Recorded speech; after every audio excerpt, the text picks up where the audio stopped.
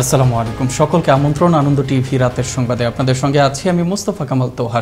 সারা দেশের বোরো ধান সফলভাবে ঘরে তুলতে পারলে করোনা কালেও দেশে খাদ্য নিয়ে কোনো সংকট হবে না বলে মন্তব্য করেছেন কৃষিমন্ত্রী ডক্টর আব্দুর রাজ্জাক। শুক্রবার হবিগঞ্জ জেলার বানিয়াচংয়ের যাত্রাপাশা গ্রামে বোরো ধান কর্তনের এক উৎসব অনুষ্ঠানে তিনি এ মন্তব্য করেন। বলেন, মহামারী করোনাকালে খাদ্য নিয়ে মানুষকে যাতে আতঙ্কে থাকতে না হয় সেটি নিশ্চিত করতে প্রধানমন্ত্রী শেখ হাসিনার নেতৃত্বে বর্তমান সরকার কাজ করছে। নওগাঁর বদলগাছিতে উদ্বোধন করা হলো বোরো ধান কাটার মৌসুম। শুক্রবার সকাল 10:30 উপজেলা বালুভাড়া ইউনিয়নের বারাইতুল গ্রামের সাবেক ইউপি সদস্য তফিজ উদ্দিনের 3 একর জমিতে নমুনা শস্য কর্তন আনুষ্ঠানিকভাবে শুরু করা হয়। শস্য কর্তন অনুষ্ঠানে উপস্থিত ছিলেন উপজেলা কৃষি কর্মকর্তা হাসান আলী, বদলগাছি উপজেলা চেয়ারম্যান শামসুল আলম খান সহ উপজেলা প্রশাসনের ঊর্ধ্বতন কর্মকর্তাগণ। ভোলার লালমোহনে এক ভূমিদস্যুর তাণ্ডবে দিশেহারা সাধারণ মানুষজন। ভূমি জবরদখলের উদ্দেশ্যে মিথ্যে মামলা আর হামলার ভয়ে আতঙ্কিত পরিবারগুলো। ভুক্তভোগী পরিবারগুলোর দাবি, ভূমিদস্যুর অদৃশ্য প্রভাবের কারণে কোথাও কোনো সুবিচার পাচ্ছেন না তারা। তবে অভিযোগের সঠিক তদন্তপূর্বক ব্যবস্থা গ্রহণ করা হবে বলে জানান লালমোহন থানা পুলিশ অফিসার। ভোলা থেকে আব্দুল হান্নানের প্রতিবেদনে আরো জানাচ্ছেন শারমিন মনির। ভোলার লালমোহন উপজেলার পশ্চিম দরুমেদ ইউনিয়নের 9 নম্বর ওয়ার্ড ইলিশাকান্দি গ্রামের পাখি বেগম। স্বামী আবুল বাশার পেশায় রিকশা চালক। পাখির স্বামী বাশারকে একের পর এক মিথ্যা মামলা দিয়ে জেলে পাঠিয়েছে আহাদ মাস্টার ও তার ভাই শহীদ। বর্তমানে ওই মামলায় জেল খাটছে রিকশা চালক বাশার। ফলে অর্ধাহারে অনাহারে জীবন যাপন করছে অসহায় পরিবারটি।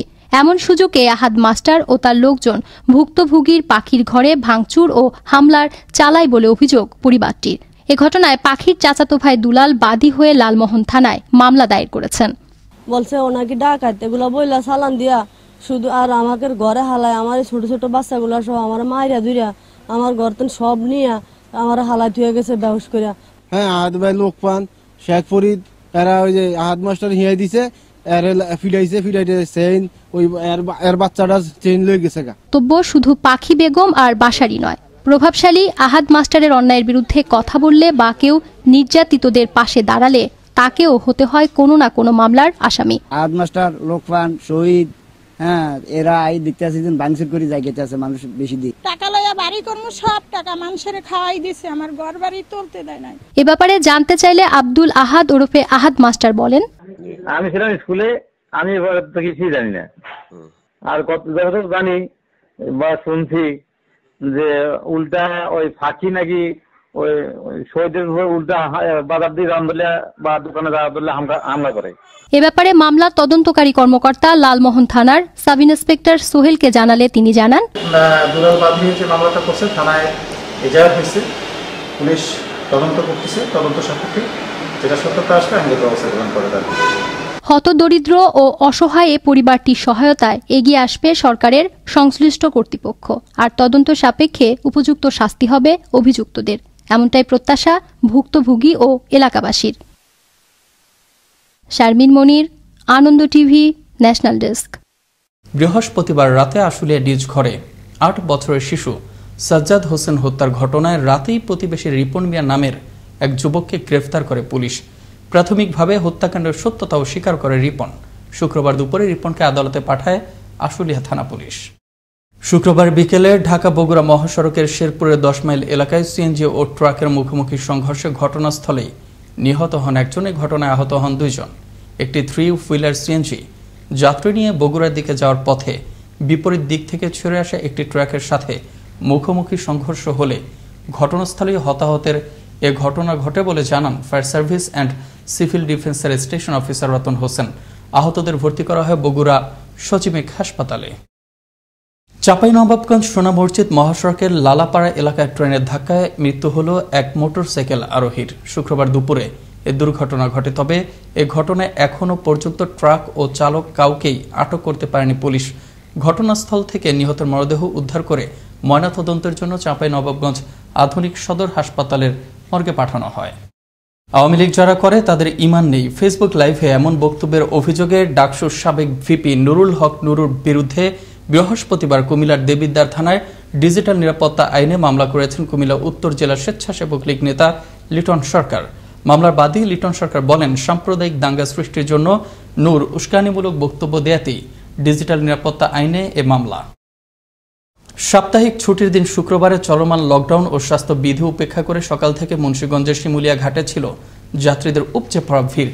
গণপরিবহন বন্ধ থাকায় পায়ে হেঁটে সহ নানা উপায়ে সিএনজি অটোরিকশা ও পিকআপ ভ্যানে করে আসতে থাকে যাত্রীরা। তবে মাওয়া নৌ পুলিশ ফাঁড়ির ইনচার্জ জিএম সিরাজুল কবির জানান, করোনা সংক্রমণ ঠেকাতে নদীতে বাড়তি টহল ব্যবস্থার পাশাপাশি ঘাট এলাকায় সার্বক্ষণিক তৎপর রয়েছে পুলিশ প্রশাসন।